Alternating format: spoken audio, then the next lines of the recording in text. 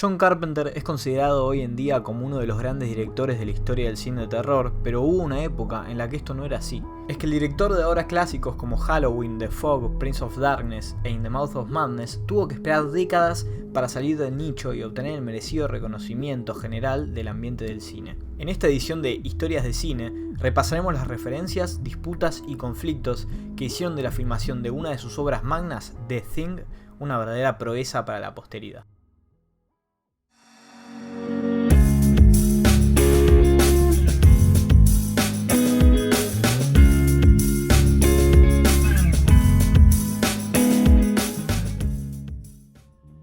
The Thing se estrenó en 1982, dirigida por el maestro John Carpenter y escrita por Bill Lancaster. Una película imposible de filmar hoy, pero también en aquellos tiempos.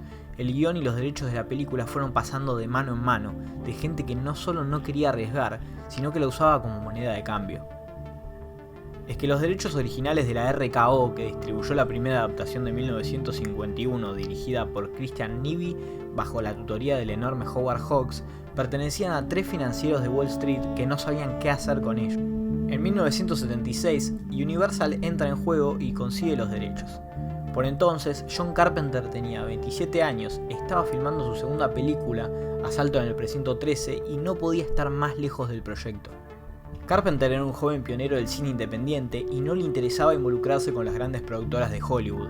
Entre los candidatos que Universal busca dentro de sus estudios se encuentran el director de La Masacre de Texas, Tobe Hooper, y el de Animal House, John Landis, pero no cierra con ninguno. Entonces, por 1979, ocurren los dos hechos fundamentales para que The Thing se volviera una realidad. El éxito rotundo de Alien de Ridley Scott y el de Halloween, del mismo Carpenter. Lo primero porque lo que parecía una apuesta arriesgada en un género distinto empieza a ser contemplado con distintos ojos, y lo segundo porque pone al oriundo de Nueva York en el radar para dirigir la película. Surge un conflicto. Carpenter no estaba convencido del proyecto, porque Howard Hawks es probablemente su director favorito y Río Bravo, aquel clásico de los 50, es su fetiche personal. Un productor y amigo, Stuart Cohen, le recomienda que leyera el libro antes de decidir.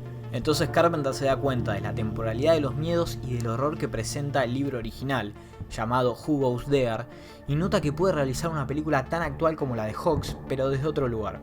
En una entrevista, muchos años después, revelaría que lo más interesante que se había dado cuenta que podía cambiar de la primera adaptación era el monstruo. Es que quien haya visto ambas películas podrá reconocer que la primera diferencia estética y visual que se reconoce es la del diseño del antagonista. Howard Hawks diseña la criatura con forma humana, mientras que la siguiente se inclina por la no forma, por la deformidad total de la bestia. Esto quizá desprende los primeros indicios de las intenciones de Carpenter. La bestia es irreconocible, muta, se esconde dentro del cuerpo de cada uno. El de al lado empieza a ser un riesgo. En 1951, los miedos surgen como respuesta a las bombas atómicas, las guerras nucleares y el avance desenfrenado de la ciencia militar.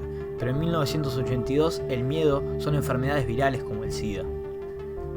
Universal rompe el récord vigente de inversión para efectos prácticos de monstruos y Carpenter dirige una producción de $16 millones, 10 más que su película anterior, Escape de Nueva York. El guionista Bill Lancaster es contratado por su trabajo en una de las películas favoritas de Carpenter de los 70s, The Bad News Bears, de Michael Ritchie. Lancaster reduce los personajes de la novela original de 37 a 12 y reescribe a MacReady, que originalmente es un meteorólogo bien formado, pero pasa a ser, y leo tal cual de guión, un conductor de helicóptero de 35 años. Le gusta el ajedrez, odia el frío, pero la paga es buena.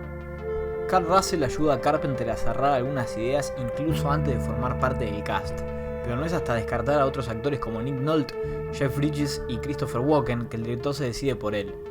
Carpenter trabaja de nuevo con Dean Cundey, que es el mismo director de fotografía de Halloween, y repite lentes anamórficos, con los que puede ubicar a todos los personajes en el mismo plano, sin perder esa distorsión que le impregna ese misterio a la película, como si al lado de los hombres pudiera estar acechando la cosa. El rodaje fue igual de caótico. Primero se llevó a cabo en Juneau, que es la capital de Alaska, para pasar a los estudios de Universal, donde tuvieron que regular los 38 grados californianos y llevarlos a 2 grados bajo cero. Pero como a Carpenter no le convencía el exceso de tiempo que había en las charlas de interiores, el set viajó a una tercera locación, a la fría Stuart en Canadá, de donde provienen casi todas las escenas del equipo liderado por Carl Russell en exteriores.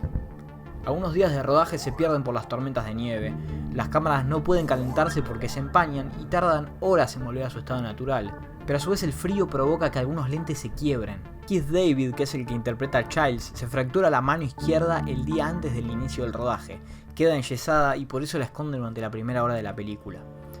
El final se rueda en una jornada de 8 horas y destruye por completo el set. Un asistente tiene que activar manualmente los explosivos y correr por su vida hacia una zona segura. Si hay un nombre relevante en la firma de la película del cual aún no he hablado, tiene que ser el de Ennio Morricone. Carpenter viaja personalmente a Roma para convencer al ya consagrado y mítico compositor de formar parte de The Thing.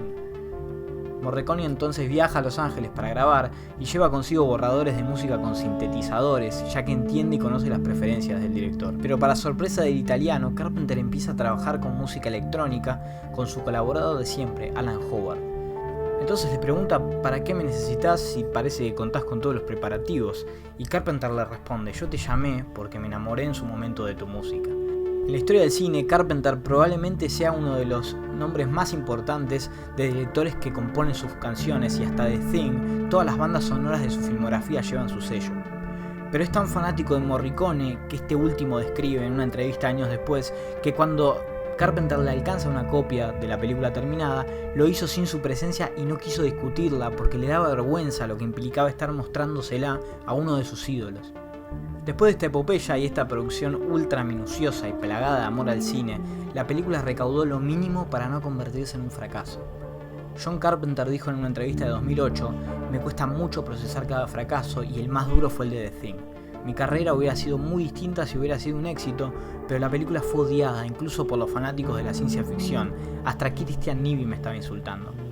Es que la crítica fue destructiva de manera unánime. Nivi, el director de la primera adaptación, comentó que si querés sangre, anda a una carnicería. The Thing parece una publicidad terrorífica de una marca de vinos. El mismo Roger Ebert dijo que la película no ofrecía más que efectos especiales. La espantosa crítica de Ebert dictaba: The Thing es básicamente un show freak, una película asquerosa donde adolescentes se retan a ver la pantalla. No hay nada de malo en eso, a mí me gusta asustarme y muchas de sus escenas me asustaron. Pero está claro que Carpenter eligió concentrarse en los efectos especiales y la tecnología y permitir que la historia y los personajes fueran secundarios. Por eso es que The Thing debe ser uno de los grandes ejemplos de cómo el éxito y reconocimiento pueden llegar a una película muchísimos años después de su lanzamiento. En la actualidad, The Thing es de culto y aparece como referencia directa o quizá escondida en algunas filmografías, como por ejemplo la del director Joe Begos, del cual recomendamos su última película, por ejemplo BFW, o como vimos en la última película de Richard Stanley del año pasado, Color Out of Space. Pero además The Thing es una enorme clase de cine, de cómo John Carpenter respeta los planos para sacarle el máximo jugo posible. Hay momentos en los que mueve la cámara de forma extraordinaria para reencuadrar. El plano famoso del perro, por ejemplo, y la sombra, es parte de un plano secuencia. Pero además The Thing sobrevivió el paso del tiempo, porque demostró que los miedos del ayer también pueden ser los de hoy, y cómo McReady y los suyos parecen estar viviendo situaciones muy similares a las que se viven en estas épocas debido a la pandemia del coronavirus.